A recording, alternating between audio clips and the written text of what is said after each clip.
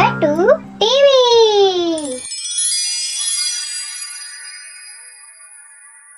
ये कहानी है रवि की। रवि एक मिल में काम करता था। 5 सालों से वो शहर की एक मिल में मजदूरी किया करता था। हेलो। हाँ बोलो रमा, कैसे फोन किया?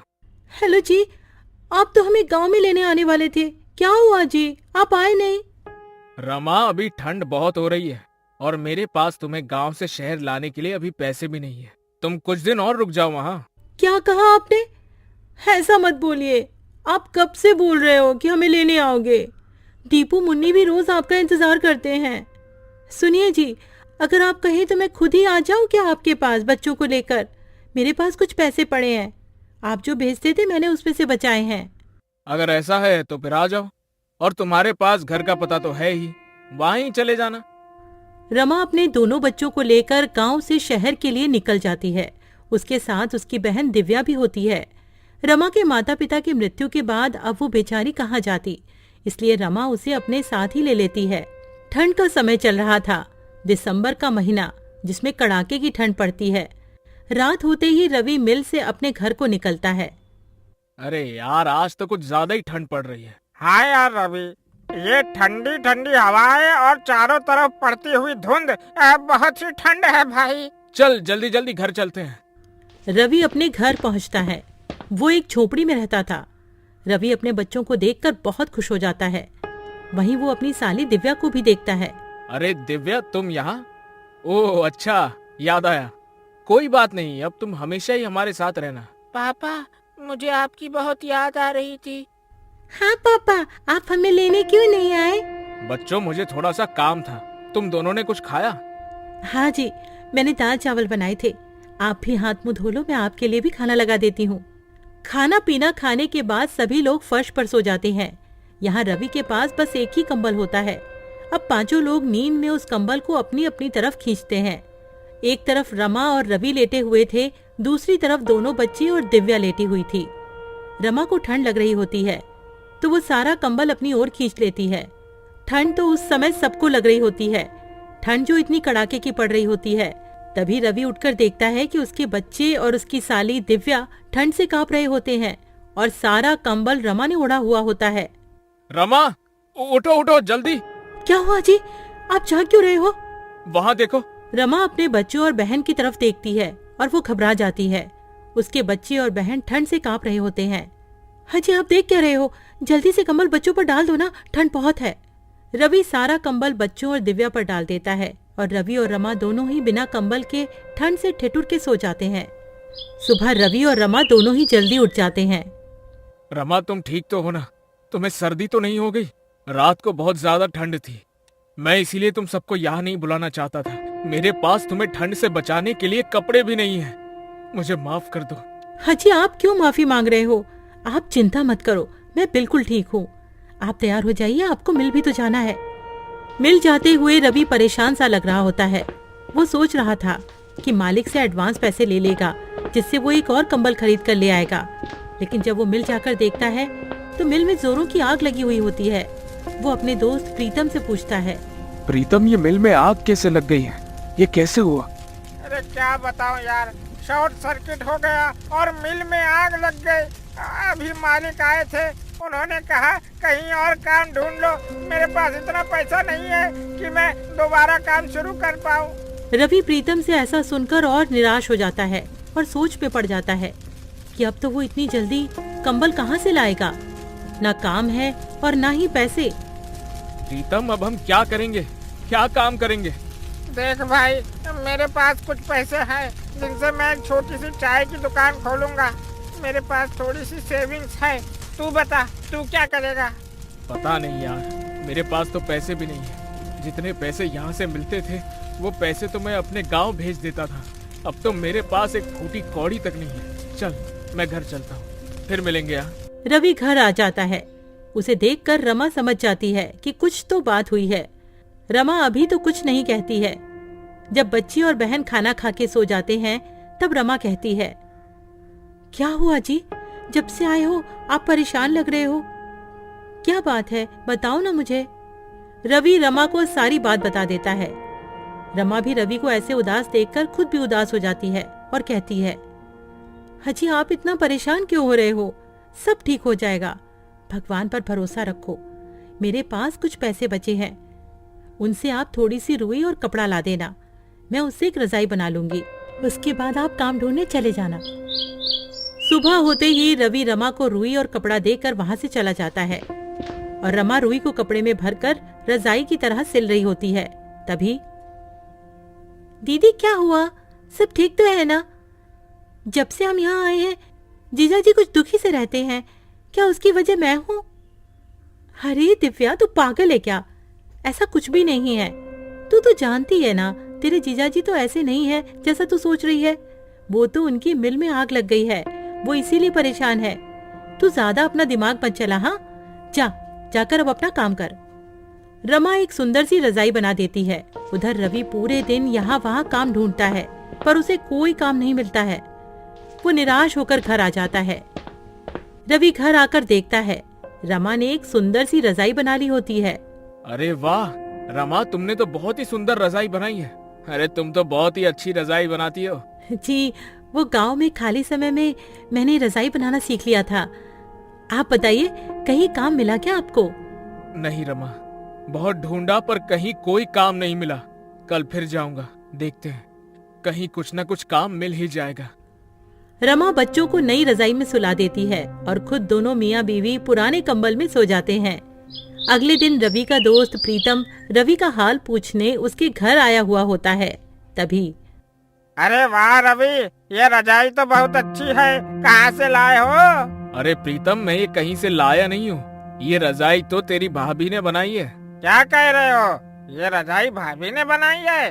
भाई ये तो बिल्कुल वैसी ही रजाई है जो दुकानों में मिलती है। अरे वाह भाभी जी, आप तो बहुत ही बड़ी कलाकार हैं। अरे तू वो सब छोड़, ये बता तेरी चाय की दुकान का क्या हुआ? हाँ भाई, मैं इसीलिए तो आया हूँ। मैंने हाईवे पर एक चाय का स्टॉल खोला है। तू बता तेरा क्या हुआ? कहीं पर काम मिला कि नहीं? नहीं भाई, अभी तो मुझे कहीं भी कोई काम नहीं मिला। मिल जाएगा, वैसे भी मैं ढूंढ तो रहा ही हूँ। अच्छा, अब भाभी एक रजाई मेरे लिए भी बना देना, मुझे ये रजाई बहुत पसंद आई है। जी भाई साहब, मैं आपके लिए भी एक ऐसी ही रजाई बना दूंगी, आप ले जाना। अच्छा रवि, तुम एक काम क्यों नहीं करते हो? क्यों ना तुम रजाई बेचना शुरू कर दो। भाभी जी बहुत अच्छी रजाई बनाती है, लोग खूब खरीदेंगे ऐसी रजाई। तुम बोल तो ठीक ही रही हो, अभी तो मेरे पास कोई और काम नहीं है और ठंड भी बहुत पड़ रही है। चलो ऐसा ही करके देखता हूँ कुछ दिन। पर प्रीतम, मैं ये रजाई बेचूंगा कहाँ? हाईवे पर मेरे चाय के स्टॉल के पास तुम भी रजाई बेच सकते हो। पर प्रीतम, एक और दिक्कत है, मेरे पास पैसे भी नहीं है सामान लाने के लिए। अरे तुम चिंता मत करो, ये लो पैसे, इनसे तुम सामान ले आना है। ठीक है, फिर मैं आज ही रजाई बनाने का सामान ले आता हूँ। क्यों रमा, ठीक है ना? आप जैसा भी कहो, मैं तो आपके साथ कोई भी काम करने को तैयार रहती हूँ। रवि और प्रीतम दोनों चले जाते हैं।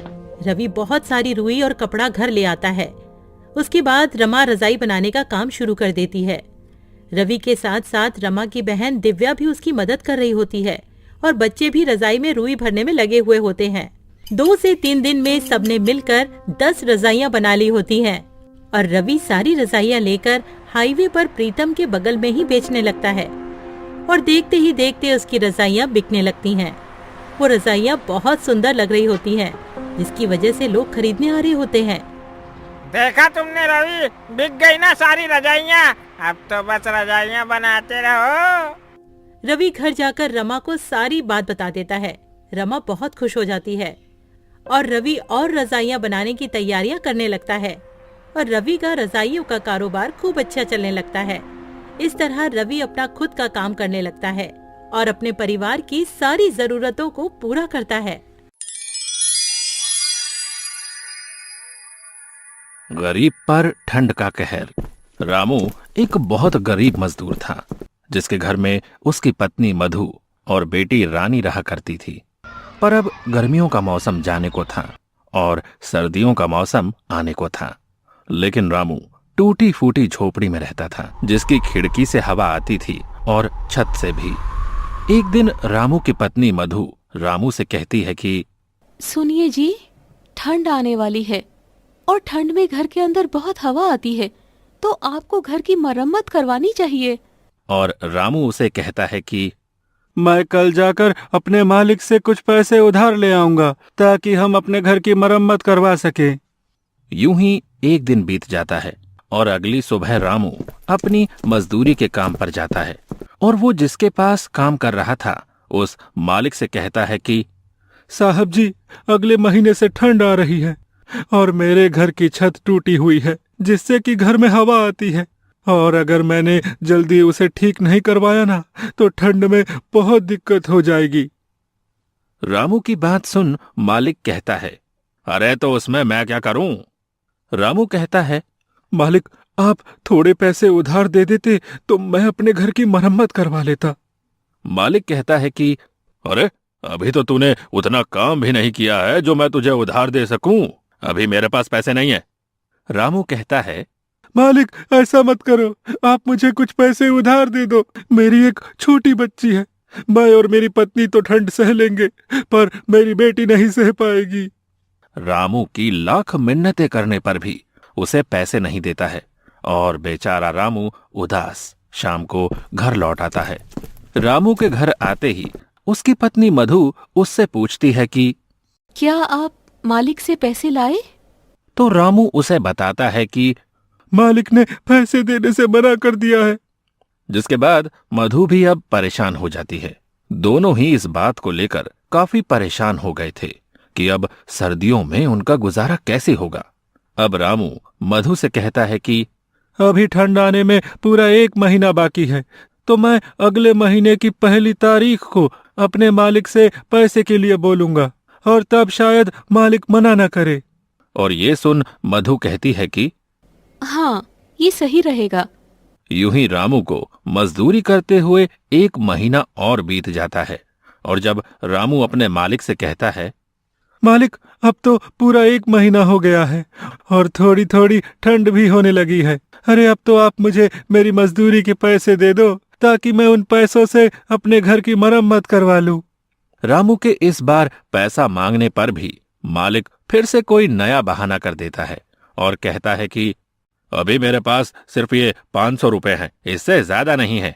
500 रुपए देखकर रामू कहता है कि मालिक मैंने तो इस महीने एक भी छुट्टी नहीं की, उस हिसाब से तो मेरे ज्यादा पैसे बनते हैं।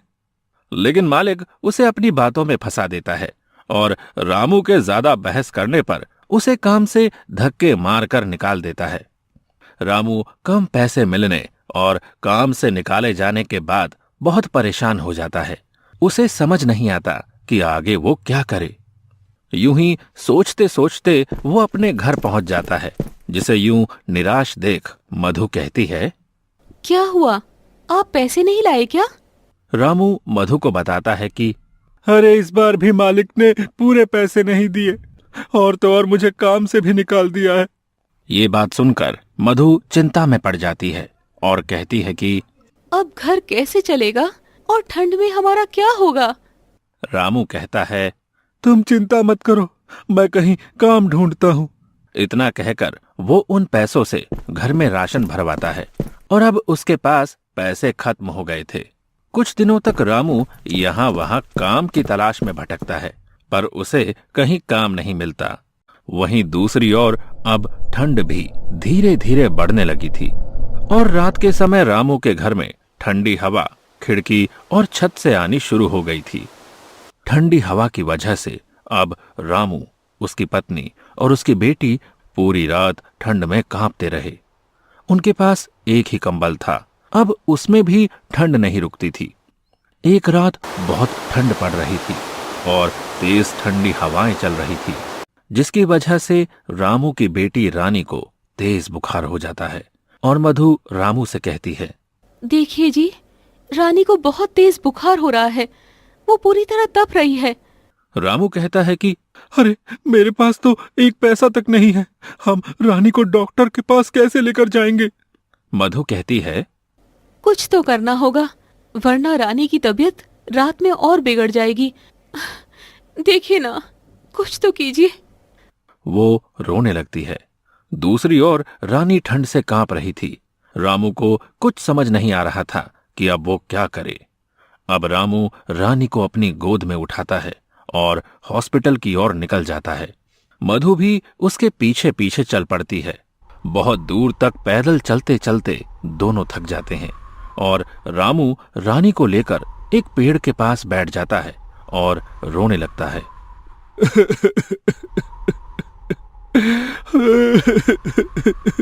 मुझे रोना आ रहा है अपनी लाचारी पर कि हमारे पास पैसे नहीं है कि हम अपनी बेटी को हॉस्पिटल तक ले जा सके। रानी के दिल की धड़कनें अब तेज हो रही थी और फिर से रामू उठता है और अपनी बेटी को लेकर हॉस्पिटल की ओर चल देता है। कुछ घंटों चलने के बाद वो मधु के साथ रानी को लेकर हॉस्पिटल पहुंच जाता है। लेकिन अफसोस, उसके पास पैसे ना होने पर डॉक्टर रानी का इलाज करने से इनकार कर देते हैं और रामू मधु और रानी को अस्पताल से बाहर कर देते हैं। अस्पताल की सीढ़ी पर रामू अपनी बेटी को गोद में लिए बैठा रो रहा था और दूसरी ओर ठंड धीरे धीरे बढ़ती जा रही थी। ज्यादा ठंड होने की वजह से अब तीनों ही बुखार से जूझ रहे थे और तीनों ही हॉस्पिटल की सीढ़ी पर बेहोश हो जाते हैं। अगली सुबह जब रामू की आंख खुलती है तो वो खुद को हॉस्पिटल के अंदर बेड पर पाता है। ये देख रामू के मन में बहुत से सवाल आते हैं। अरे, मैं अंदर कैसे आया? मुझे कौन लाया? और मधु और रानी कहाँ हैं? इतने में उसके सामने वो डॉक्टर आता है जिसने उसकी बेटी को पैसा ना होने की वजह से एडमिट नहीं किया था और रामू उससे सवाल करता है कि मुझे अंदर कौन लाया? जिसके बाद डॉक्टर बताता है कि आपको एक औरत ने हॉस्पिटल में भर्ती करवाया क्योंकि आप सभी को ठंड लगने की वजह से तेज बुखार हो गया था और आप तीनों ही सीढ़ियों पर बेहोश थे। रामू उस औरत के बारे में पूछता है कि वो कौन है, तो डॉक्टर सामने की ओर इशारा करके उस औरत के बारे में बताता है। अब रामू जाकर उस औरत से बात करता है और पूछता है, आपका बहुत बहुत धन्यवाद, लेकिन आपने हमारी मदद क्यों की? तो वो औरत बताती है, मेरा आपके परिवार से कोई रिश्ता नहीं है, लेकिन एक टाइम था जब मेरे साथ भी ऐसा ही हुआ था और मेरी फैमिली बहुत गरीब थी। मैं भी किसी सड़क किनारे ठंड से जूझ रही थी और किसी नेक दिल इंसान ने इसी तरह हमारी मदद की थी। तब से आज तक वो औरत गरीबों की मदद करती है। ये सुनकर रामू उसे धन्यवाद कहता है और फिर रामू अपनी बेटी से मिलता है और अपनी पत्नी से भी। अब रामू से वो औरत पूछती है कि आखिर आपके साथ ऐसा क्या हुआ था जो सब इतनी देर रात तक हॉस्पिटल के बाहर बैठे थे? तो रामू उसे सारी बात बताता है, जिसके बाद वो औरत रामू और उसके परिवार की मदद करती है और रामू का घर भी बिल्कुल ठीक करवा देती है। अब रामू को गरीबी और ठंड दोनों से छुटकारा मिल जाता है।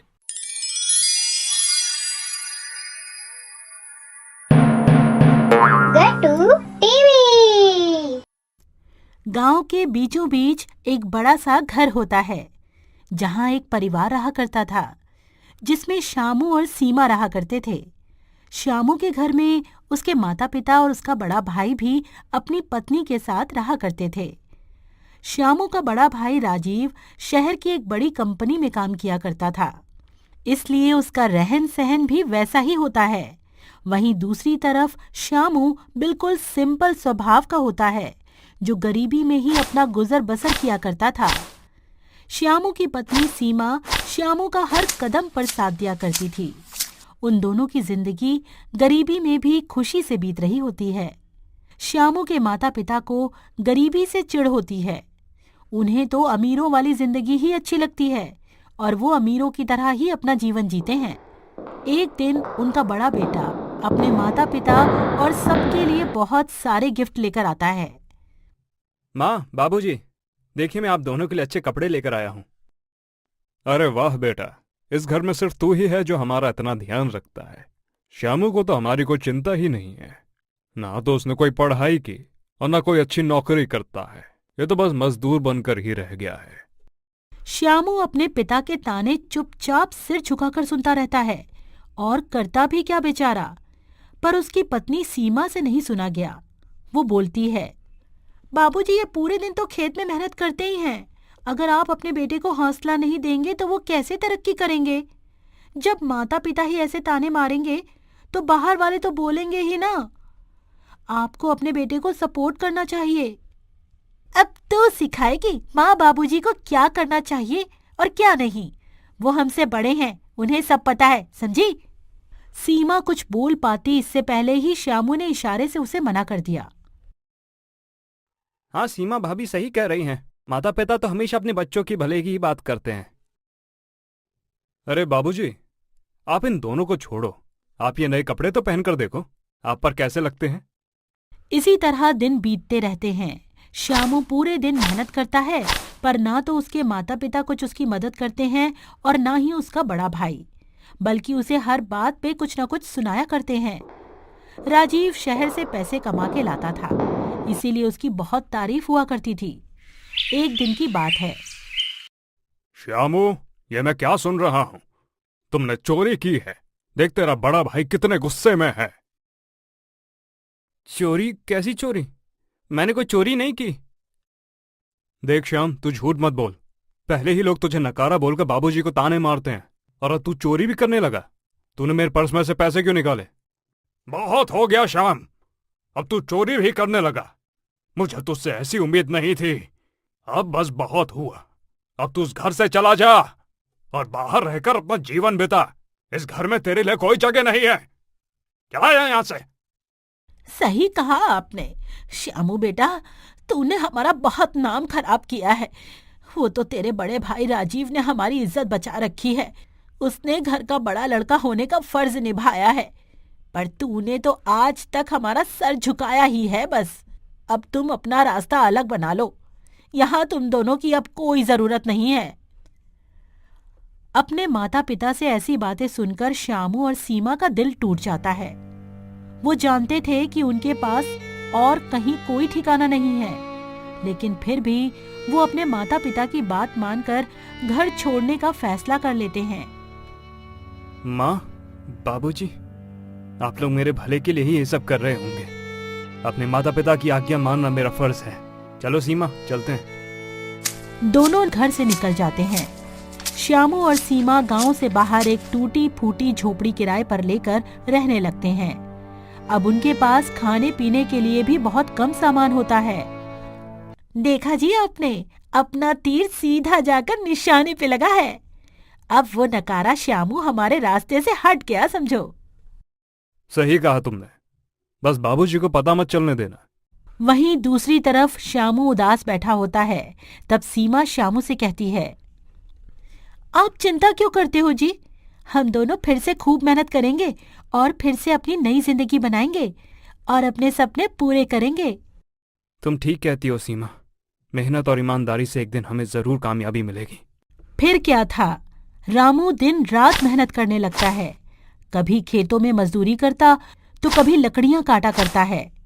सीमा भी पास की एक महिला के साथ सिलाई का काम सीखने लगती है। दोनों की जिंदगी मुश्किलों से भरी पड़ी होती है, पर वो हार नहीं मानते हैं। भाभी, मेरे पति बाहर मेहनत करते हैं, मेरा भी तो फर्ज बनता है ना कि मैं भी उनकी मदद करूं। क्या आप मुझे भी सिलाई कढ़ाई का काम सिखा सकती हो? अरे क्यों नहीं सीमा, आजकल की लड़कियां तो अपने गरीब पति को छोड़कर ही भाग जाती हैं। वहीं तू है कि अपने पति का साथ देना चाहती है। तू चिंता मत कर, मैं तुझे सब कुछ सिखा दूंगी। कुछ ही दिनों में सुमन सिलाई कढ़ाई का सारा काम सीख जाती है और अब उसके पास सिलाई के बहुत सारे काम भी आने लगते हैं। अगर आप सही समझो तो कुछ पैसे मैं इकट्ठा करती हूँ, कुछ आप इकट्ठा करो और हम इस झोपड़ी के बाहर एक छोटी सी दुकान खोल लेते हैं। आप बाहर दुकान संभालना और मैं अंदर सिलाई का काम संभाल लूंगी। अरे वाह सीमा, ये तो बहुत ही अच्छा सुझाव है। मैं दिन रात मेहनत करके तुम्हारे लिए भी एक दुकान खोलूंगा। इस तरह सीमा और श्यामू ने अपनी मेहनत से एक दुकान खोल ली होती है।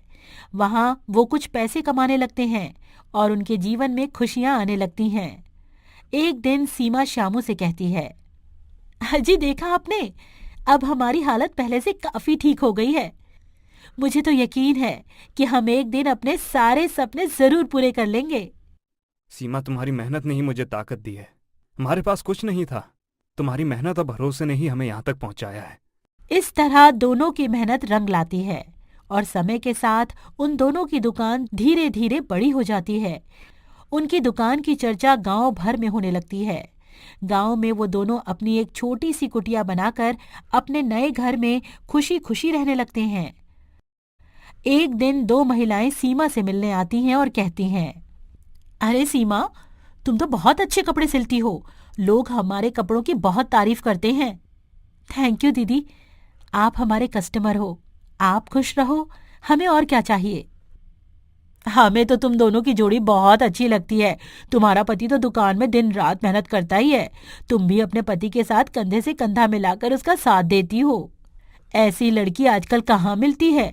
बड़ा खुश नसीब है श्यामू कि उसे तुम्हारे जैसी पत्नी मिली।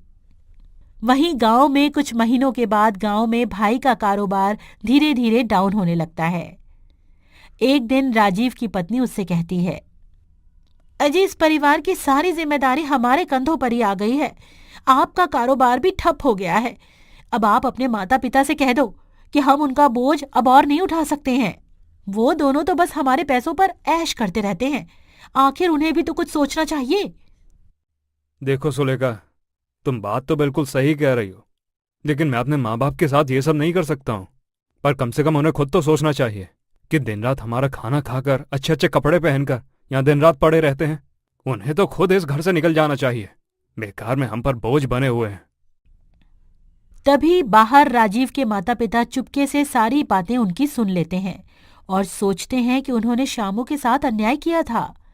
उन्हें अपने फैसले पर पछतावा हो रहा होता है। हमसे बहुत बड़ी गलती हो गई जी।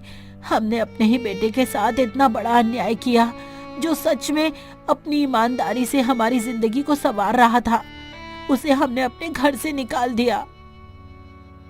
तुमने बिल्कुल सही कहा।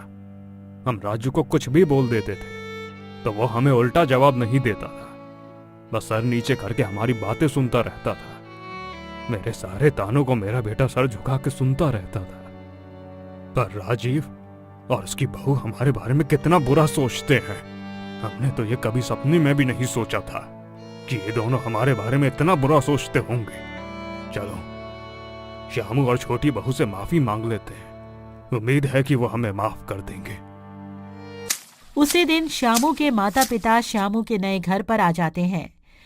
बेटा, हमें माफ कर दे। हमने तुम्हारे साथ बहुत बुरा किया। तुम सही थे। हमें तुम्हारी मेहनत को समझना चाहिए था। माँ, बाबूजी, जिंदगी में हर किसी से कोई ना कोई गलती तो होती ही है, और आप हमारे माता पिता हैं और हमारे दिल में हमेशा आपके लिए इज्जत रहेगी। हम एक नई शुरुआत करेंगे जिसमें हम सब एक साथ रहेंगे। और वैसे भी अगर आप मुझे घर से बाहर नहीं निकालते तो हम इतने कामयाब नहीं हो पाते। हाँ बाबूजी, अब हम सब साथ में रहेंगे और मिलकर खुशियां बांटेंगे।